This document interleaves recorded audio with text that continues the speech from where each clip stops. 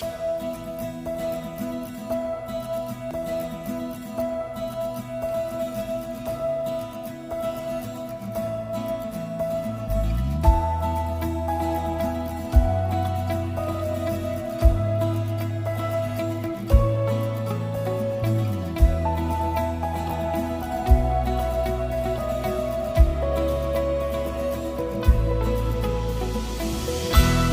right, everybody, welcome back to the Kinetic Spine Sport podcast. We're on episode 9, so one short of our initial goal of 10 episodes, which is pretty cool.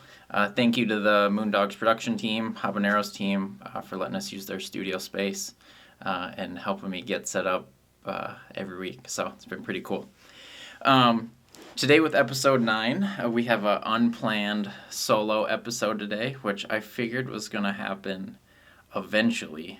I can only work through my connection list and friend list every single week, and I didn't think we'd bat 1,000 for forever. So today is that day where it's just me, and I'm kind of excited to just see how it goes. So I figured what I'd do today is kind of do a quarterly update, because we're shooting this the week before Thanksgiving, so it's November 19th, so that puts us like right in the middle of fourth quarter, and whether you're a calendar person or you run a business or you're at school and you're on semesters, it's just kind of one of those chunks of time where we get to like recap things a little bit, and I thought that would be a good thing for us to go through today. So we'll talk a little bit about clinic stuff, a little bit about life stuff, but it might be fun to just do a quarterly update, I think, as we kind of work through this podcast thing, because it just might be cool to like see where things are at every 3 to 4 months. So I made some notes about what I wanted to talk about in terms of what's going on this quarter, and I'm going to talk a little bit about life. And then I'll talk a little bit about the clinic and the team and what we're working on, and hopefully it's not too rambly. But yeah, we'll see. So point number 1 that I had on here is what's on my mind. Not that this podcast is about me necessarily, but I just thought it would be fun to share, I guess.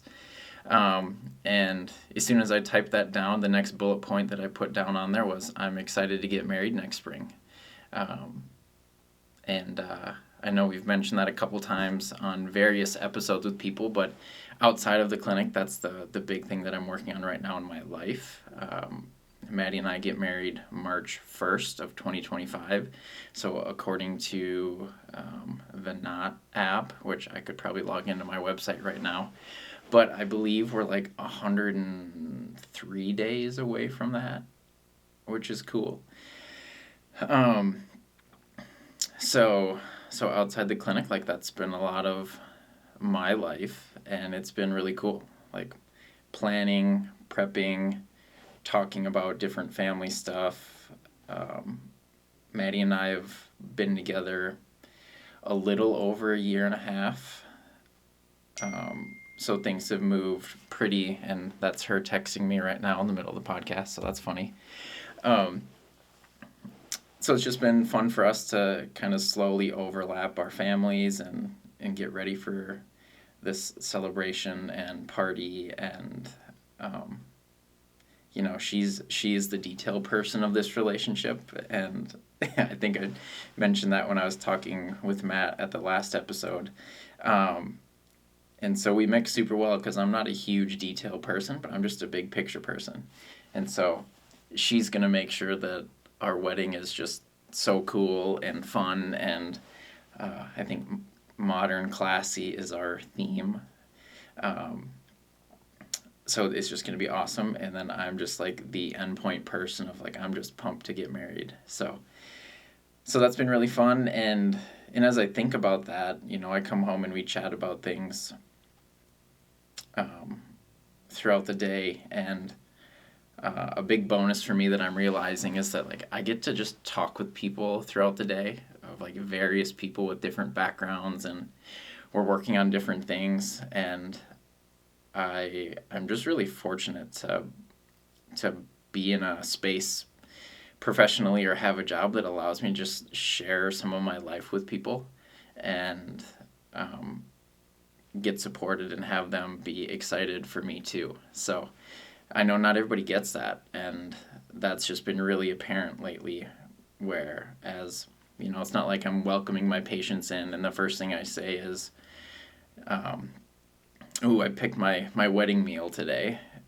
It's definitely more of a casual conversation where it pops up, but for people that I like haven't seen in a while, like I had my last patient yesterday. I hadn't seen him since, February or something like that, or March. So we just kind of chatted about what's been new and what's going on, and I mentioned that, and I've known this person since I was in middle school, and just to like see how excited they were was just super fun. So I love that we just have that kind of dynamic in our clinic where I just get to be me, and people get to hopefully be themselves, and just talk and connect. So it's been a revolving theme on my brain that's been pretty fun. So yeah. So the next bullet point that I had on my update list is just what's going on with our team at Kinetic, and what's going on at the space. So the first person I had on the list was Alex, my office manager. She was actually supposed to be my guest today, and then we ended up having a schedule conflict. So we're going to postpone kind of a bigger team discussion about things. But I thought this was just another good opportunity for me to really thank her for all that she does for us at Kinetic. And, during her episode, I think we'll talk a little bit more about how we ended up getting connected and what it's been like for her at the clinic over the last year and 2 months. But on my end, it's just been such a cool situation and opportunity, and I think her and I have grown a lot through the last year or so, and have hopefully been a really positive part of that growth. So when I first hired Alex, she was in the process of getting her master's degree in MBA, her master's in business admin. And I just thought initially, like, wow, that'd be cool to have a person on the team that's even just going to school for that stuff. Because for a lot of us chiropractors or small private practice owners, other than maybe one class that talks a little bit about running a clinical business, we don't get a whole lot of formal training. So I immediately saw that as just a cool asset to have on the team, even if it's short term. But she finished her master's in August of this year, and then fortunately for us, decided to stay on our Kinetic team here, which is awesome. Like it would have been such a tough role to fill, given all the things that she's been a part of over the last year. So since she kind of signed back up to be with the team, she's just been a huge leader and asset for us. So this is me thanking her again on a different episode, and then practicing to thank her in person on the next episode when she's here. And one of the things that she's been super helpful with that I'll get into a little bit later is we're going through a little bit of a transition phase in our clinic in terms of our computer systems and the programs that we're using. And for me, I've been here almost 4 years, and we haven't really made major changes with our systems before. We've worked some other things into it that have been helpful, but we haven't really made a big change. And part of that is once you get into a system and you get comfortable, you get efficient, change is hard, and it's uphill initially for that. And she's been a huge advocate for good change around here, and it's been a fun part of this process. So, and the other big thing with Alex is she's just so great to all of the people that come through the clinic, all of our patients, the people that we share our space with, where she ends up managing a little bit of other people's clients. So she's just done such a fantastic job with that, and really ends up being the center for a lot of the moving parts. And she doesn't always get to hear it when I'm in appointments with people, but they give her awesome feedback constantly, whether it's about how she just approaches gathering information, because that's a huge part of our job, or problem solving with the schedule, or accommodating for people. She's just so good at that stuff, and it's just cool to see her in a spot where she gets to use those strengths and be impactful, and people really, really appreciate it, including myself, obviously. So that's just a big thing for us. So next person on the team is Will. Will is a MSU student. He's going for exercise science at the moment. He's from Albert Lee, if I remember it. Albert Lee or Owatonna. I always get our little local cities mixed up. But he just works part-time a couple afternoons a week with us, and similar thing. I mean, he's only been here for a couple months, but he's been handling all sorts of changes really well. Learning a medical computer system isn't always easy either. And he jumped right in, and every week I feel like gets a little better and a little better. And what I really love about working with him is if he's ever unsure, or he thinks he's made a mistake, or something just doesn't quite add up, he's super forward about it, and isn't afraid to say, hey, this doesn't quite make sense, or hey, this is how I did it, but I'm not totally sure if this is the best way for us to do it. And he's always looking to just work through that and just kind of polish his work. And that's just so huge, especially for somebody that's in that learning phase in life. And I just really appreciate that, because then, there's plenty of things that Alex is mostly in charge of, and I'm more on the periphery of it, so I don't even know it super clearly. And Will has just been a great person to kind of learn through some stuff together with, because now we're all going through this bigger change. So that's been really cool. It's also been nice to have another guy in the office. I joke around that a bunch, but most of my staff and people that I've kind of shared the office space with have been female, and that's super common in a clinical setting. And I love it when guys can come in and get comfortable and work on just some of those other skills that they don't always get a chance to work on. So that's been really cool. The next thing on our team was just kind of our massage group update. So the way that we run our clinic right now is we have 2 separate massage therapists that rent out rooms from us. And they're both people that have been running their own business for a number of years. They have their own system, their own client base. So it's really just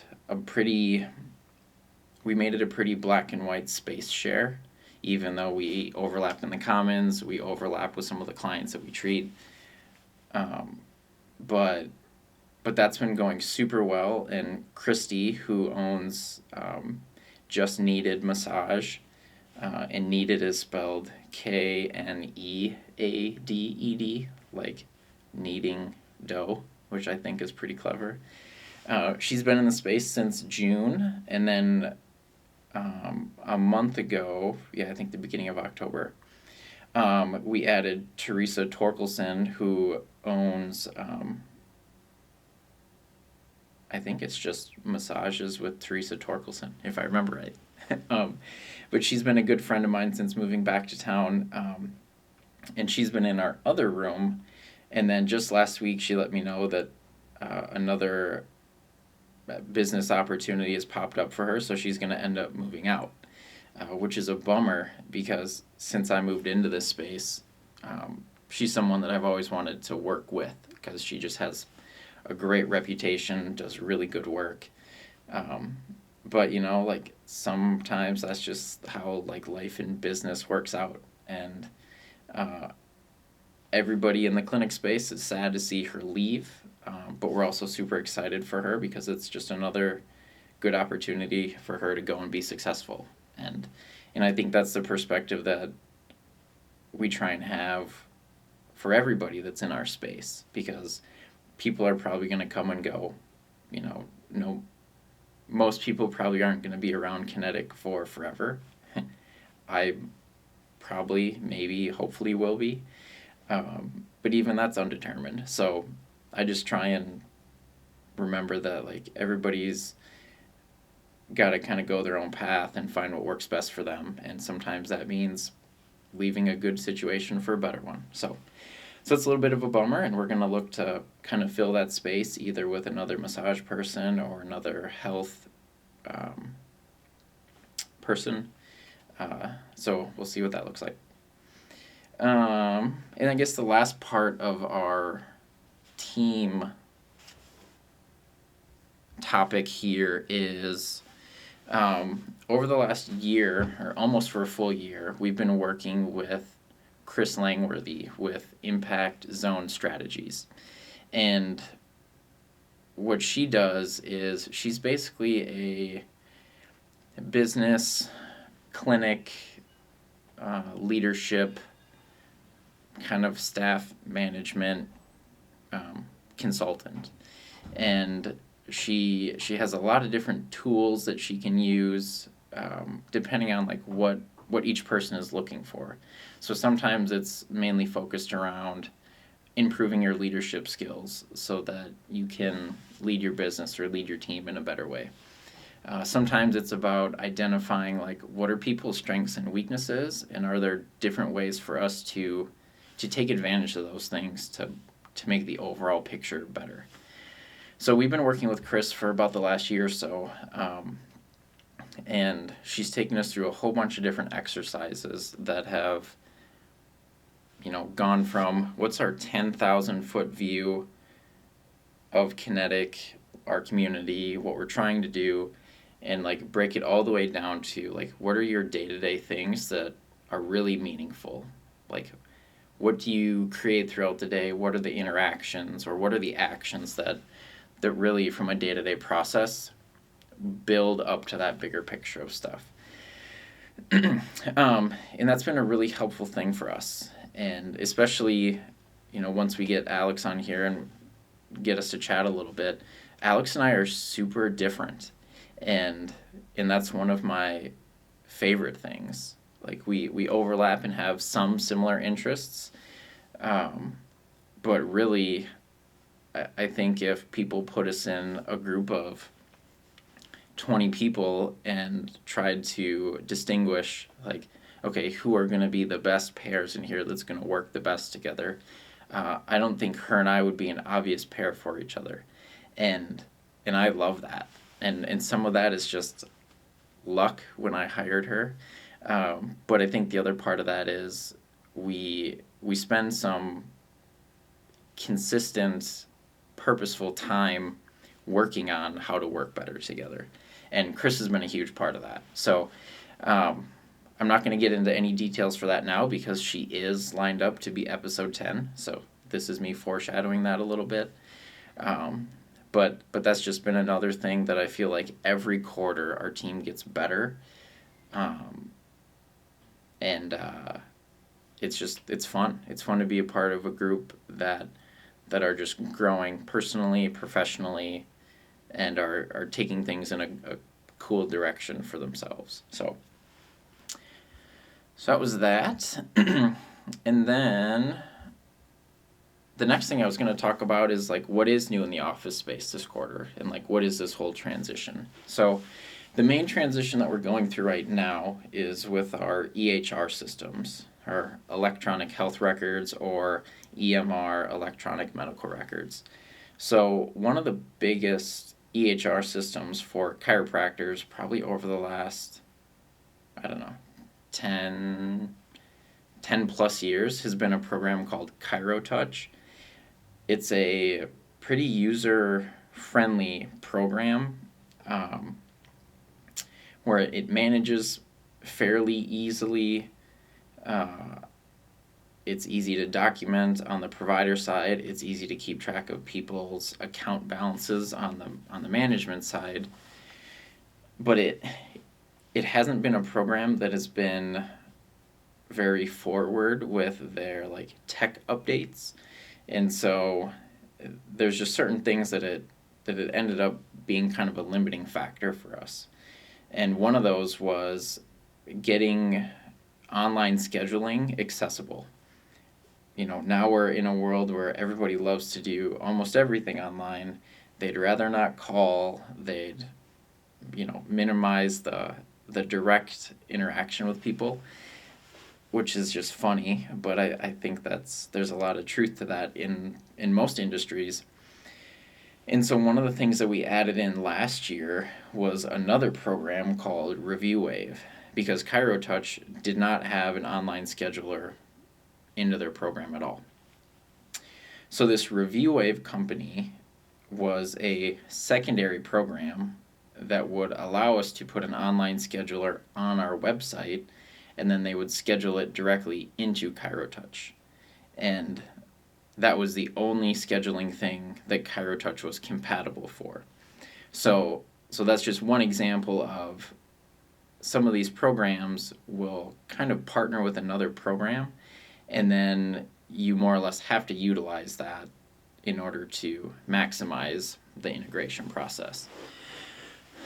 So we used ReviewWave for about a year, and it worked really well. So it allowed people to schedule online. People took advantage of that. We probably have around 25-ish new patients a month. And before ReviewWave, all of those were scheduled either over the phone or people came into the clinic. And since we started ReviewWave, our new patient scheduling has increased. I think we're up a couple more on average a month. But I would say probably 5 to 10 of those are scheduled online. And so to think of it from like a workflow standpoint, that's 10-ish phone calls that now the clinic or the staff like don't need to be a part of. And that's huge when you think about all the different tasks that we have to do. Answering phones, scheduling people, checking them in, checking them out, working with insurance, working with billing. There's just an infinite list of things that we're working on. So it was pretty helpful to take some of those things off that list, and make it work pretty smooth. So that was one of the main things with ReviewWave. The other thing that it added was a two-way messenger capability between patients and our clinic. So with ChiroTouch, you can send out reminder messages, but the patient isn't able to respond, and we're not really able to message back and forth smoothly. And ReviewWave, you can. And not only can you do that, but they also utilize your clinic number instead of a random generated one, which is, I think, really helpful, because then people know, like, oh, this is Kinetic's number. That's who's messaging me. So that feature was super helpful, again, because people didn't have to call us. And if they got a reminder message about an appointment and they couldn't make it, they could text us back and say, hey, can I move that back an hour? Hey, I have to reschedule, or whatever it may be. So it really helped our communication with our patients, which I think is a huge helpful factor for us. Because if people aren't able to message back easily, your no-shows kind of increase, because that's just another thing that they have to do if they're not going to be able to make their appointment.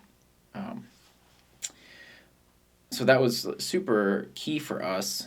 And then the third thing that they added was they helped us get more feedback from patients and also build into our Google reviews, Facebook reviews, stuff like that.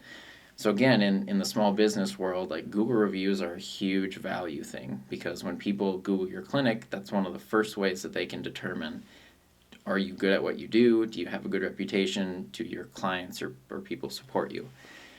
And it worked really well with ReviewWave, because after someone had been to our clinic, I think it was like 2 to 3 times, it would send them a message and say, hey, rank us 1 to 5, 1 being terrible experience, 5 being great experience. And whenever they would give us a good experience, then it would prompt them to send in another feedback message and ask if they could post it on Google. And we went from, I think, I could probably check it.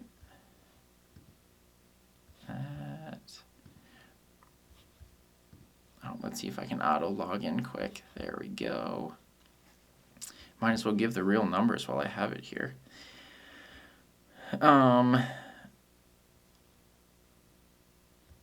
Yeah, we went from like 30 Google reviews to we're at 72. So we got like 40-ish Google reviews over the last year without really having to do much. And then same thing with Facebook. And so again, it just like all built into helping us build our reputation, build our presence, build our credibility, which is huge. So the downside of ReviewWave is it's pretty expensive. And when you're running a small business, like expensive things have to either pay off and add up, or they can kind of slow you down a little bit. So as we were looking at other programs to use, the program called the Jane app kind of popped up on our list, and I had seen it with other clinics that seemed to run pretty well. And then our billing company that we work with, Bushido Billing, also mentioned it, because they said it was a really user-friendly app for them to run their processes for, which is a really good thing to know, especially on the billing side of it. So that's the change. We're going from ChiroTouch to Jane.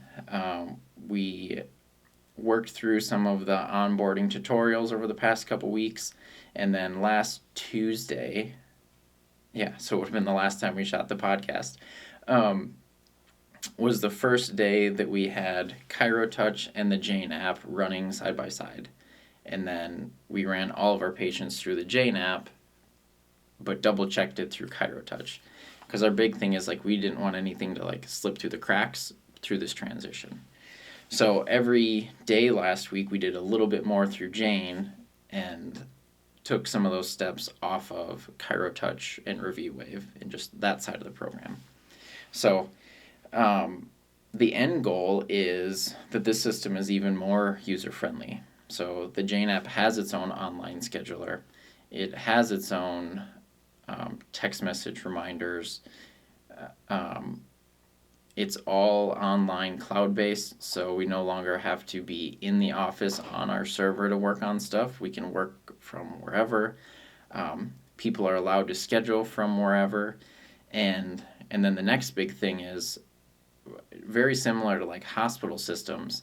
Patients end up just creating their own patient account, and then within that account they can schedule all their stuff, but they can also pay all of their bills online. And that was something that ChiroTouch and ReviewWave and that system just didn't allow.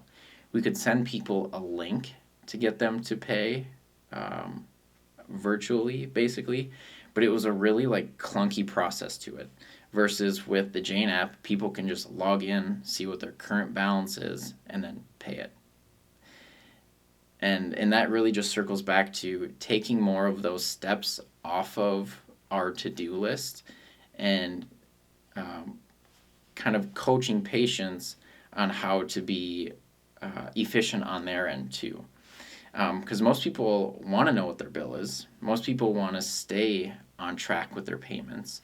And when, we don't always see people consistently, like if someone comes in for an acute flare up and we treat them once or twice that first week, we're going to bill it to their insurance, but we still don't find out what the insurance is going to cover for 2 to 4 weeks. And then we have to wait for that, and then we have to reach back out to the patient. So now all that information is at the patient's fingertips, which hopefully just streamlines that process. So we're going to have to figure out, like, if we have to send reminder messages to people to just check their accounts and make sure that we are making payments and staying up to date. But again, it just opens up more opportunities for people to kind of manage their own account and be proactive that way.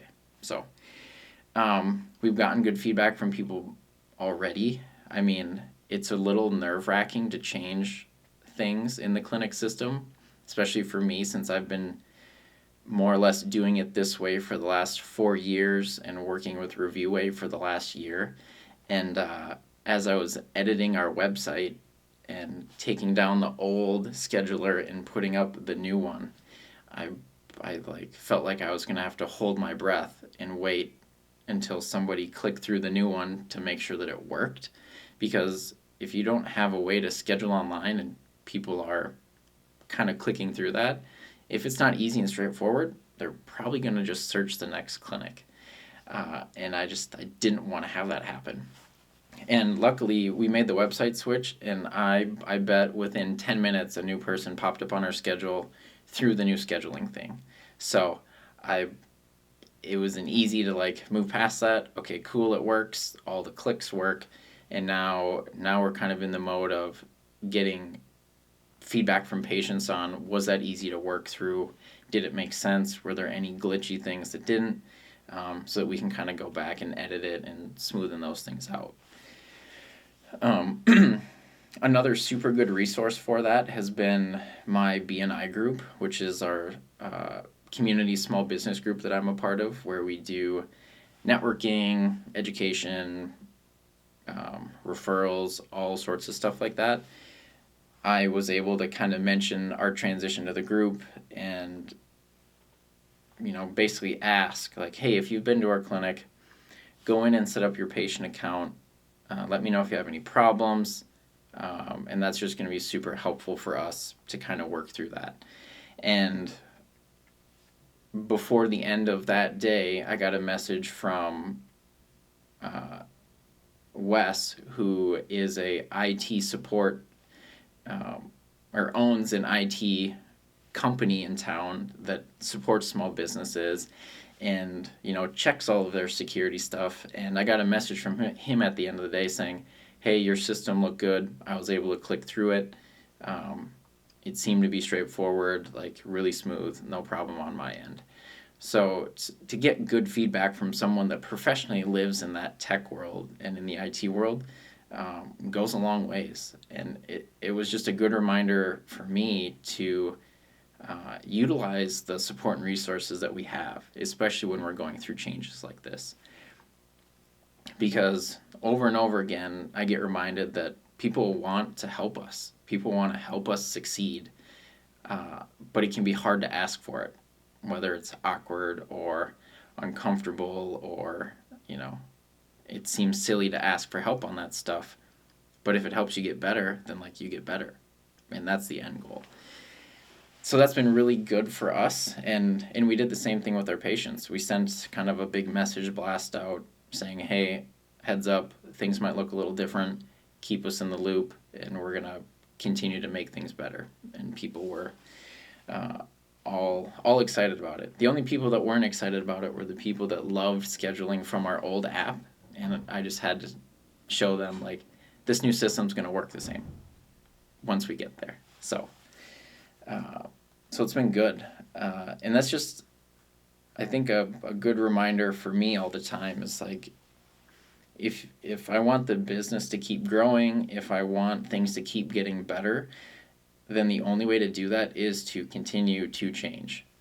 So when opportunities like that come up, as uncomfortable as it's going to be, if you can think through that process, visualize like what does that next phase look like, and if it kind of checks all those boxes, then you just gotta kind of dig in and go for it, and just trust that your team is going to get through it, trust that everybody's going to learn a little bit, trust that our experiences are going to make it be okay. And that's really where we're at this week, like much smoother than last week. And I'm excited just for it to keep getting better. And I think that's another cool thing about the small business world is we get to keep changing, and we get to keep making things better and keep, shifting our messaging or our branding or how things want to work, because if the system works good for patients, that's one thing, and if it works good for the clinic and staff, it's a totally other thing. And when you can line those two up and make it a good experience for everybody, then you're really going to be in a win-win situation. And that's always one of our themes or our goals in the clinic, is like we want a lot of what we do to be a win-win. The people that are doing the work and the people that are getting the product of the work. So yeah, it's been cool. What else?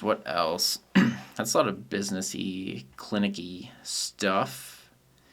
So I guess I'll just end with, I labeled it the case of the week, but it's really just certain cases that we've been working on a little bit more frequently.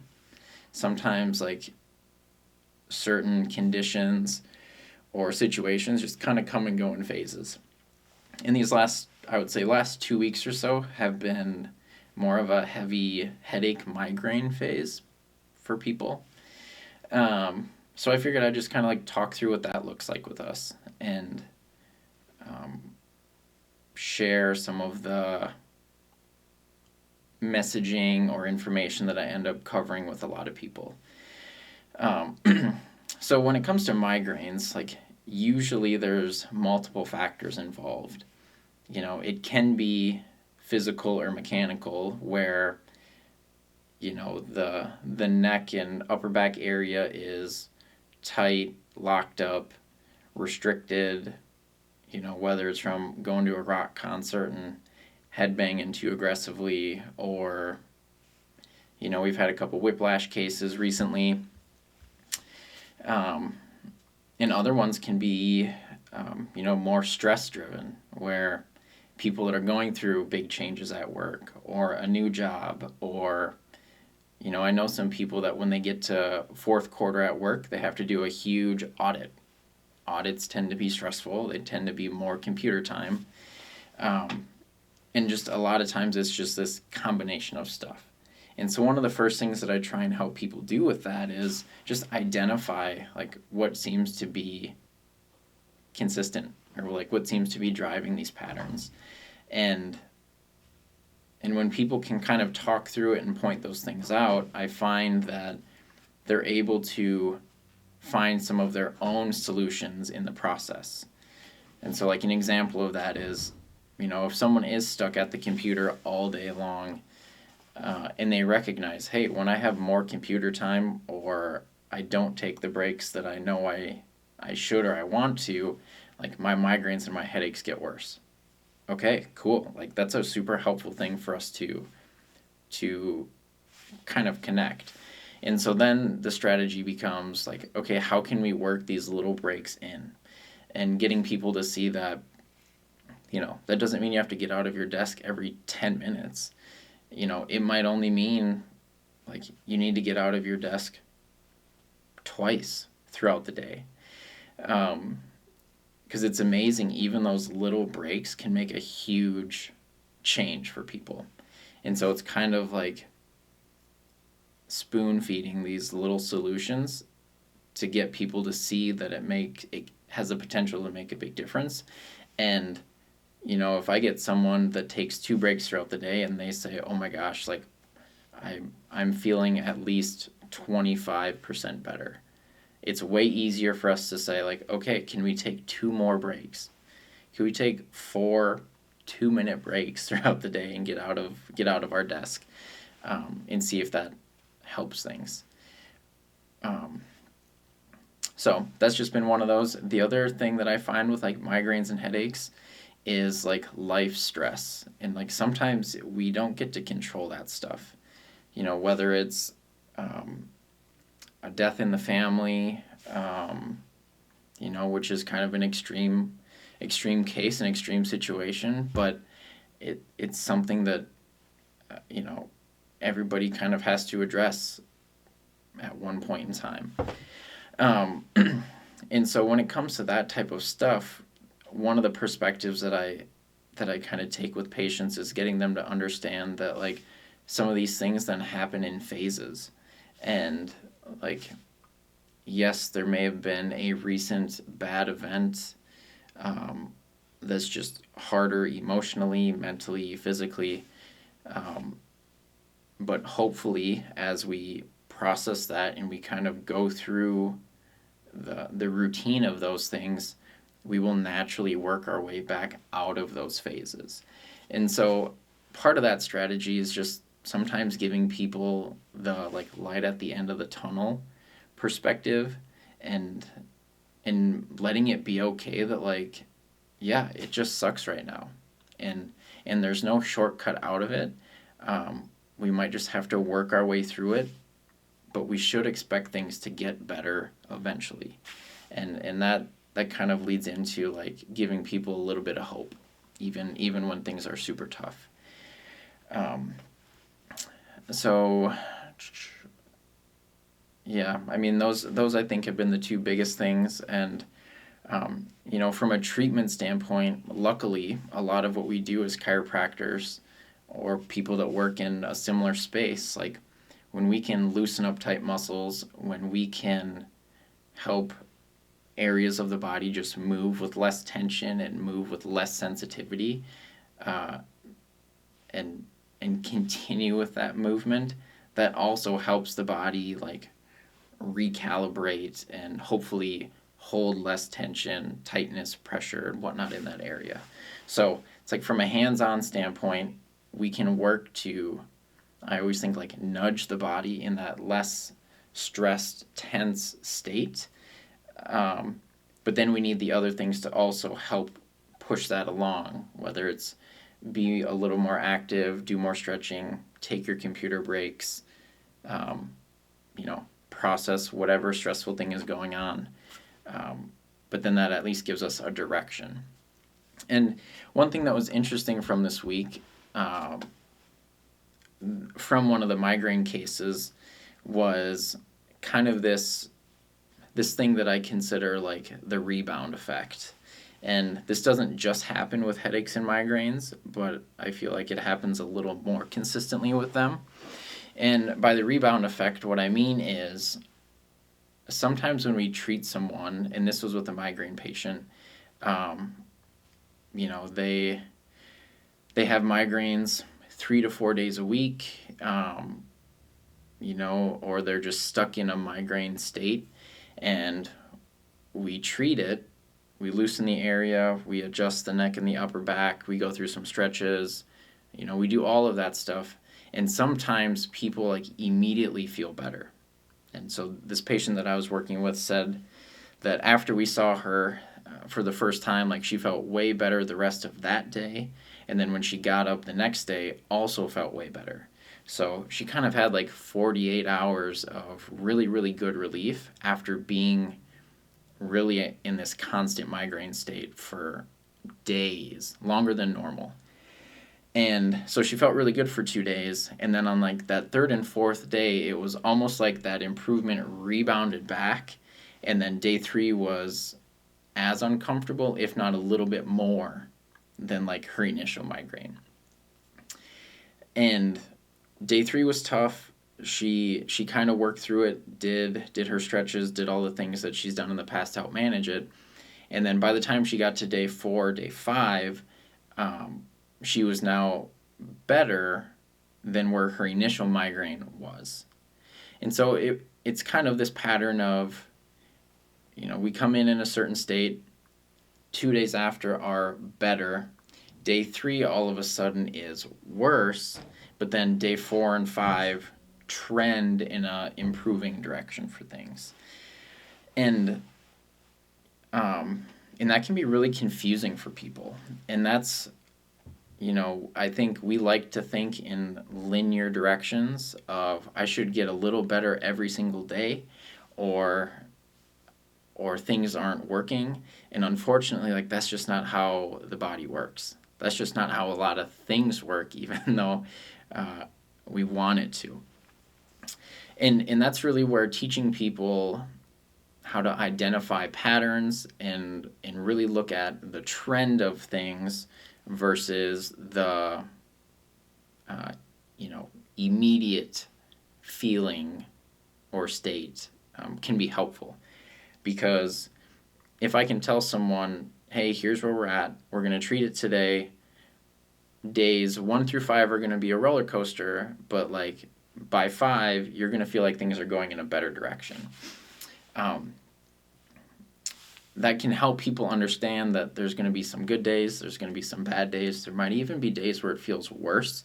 But if we can look at the overall trajectory of things, that's really what we want to focus on, and like use that as leverage for getting better.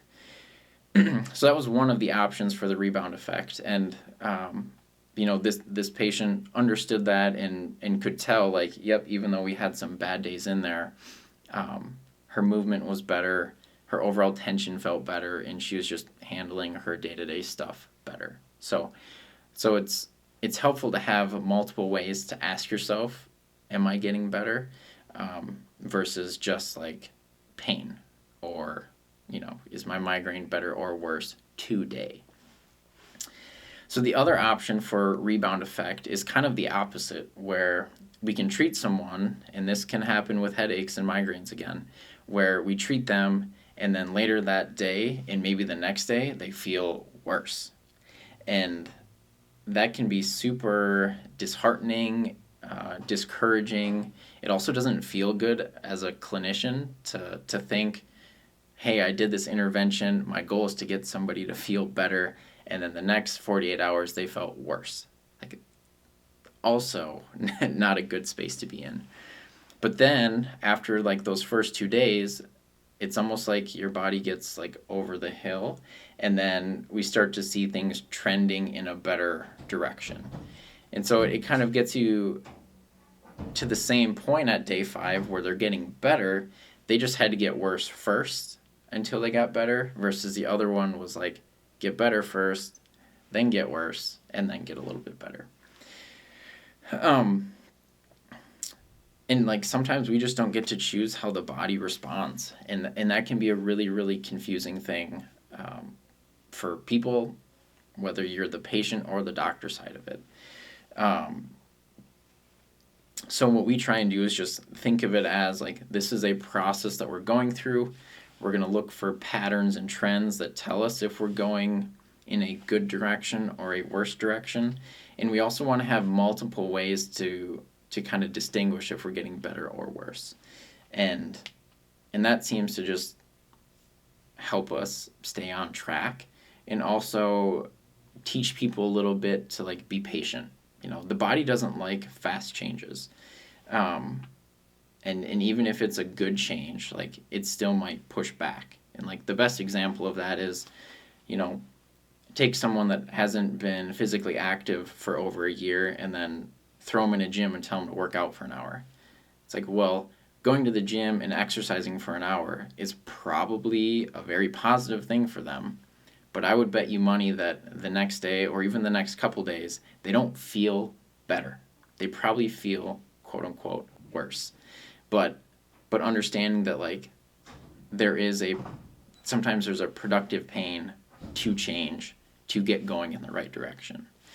And so that's kind of why we look at it from a process. And I think the other thing that we do during that is I also ask for a lot of feedback from patients, and ask them, like, okay, were we too sore after that last one? Or when we kind of went through this back and forth or this up and down roller coaster, did you feel like it was too extreme? because sometimes we can treat things less intensely and just get a less intense back and forth. Some people get better with more intense treatment faster, and other people get better from a less intensive treatment faster. And I haven't figured out what the rules are for that. It's kind of based off of what we think the patient can handle in a good way. And so that's why I'm always asking patients, like, how did you feel like it went last time? Do you feel like we should be more intense? Do you feel like we should be less intense? Or do you feel like we're in a good sweet spot? And just communicating that with the patient and having them help direct my treatment has been very, very helpful on a number of different levels, I would say. So, but yeah, that's just been kind of the more common thing these last couple weeks with migraines and headaches. So, yeah, if you have a migraine or headache, come on in, I guess. That's something that we work with all the time, and we love to make better quickly. So, that's all I had for my notes today. So we'll see what this dynamic ends like. I don't know. I love just being in different situations, and even though this was unplanned, cool to just kind of walk through the process and see how it goes. And if it ends up terrible, who cares? Then I learned that solo podcast episodes maybe aren't the way to do it, or I figure out a way to get better at it and make it something. So, but if you made it to this point, we're pretty much at the end of the hour. Appreciate you guys listening. Next week will be episode 10 with Chris Langworthy with Impact Zone Strategies. We're going to talk about teamwork, business work, and what makes Chris just a super duper cool lady to work with. So, thanks for tuning in. Until then, have a good rest of the day.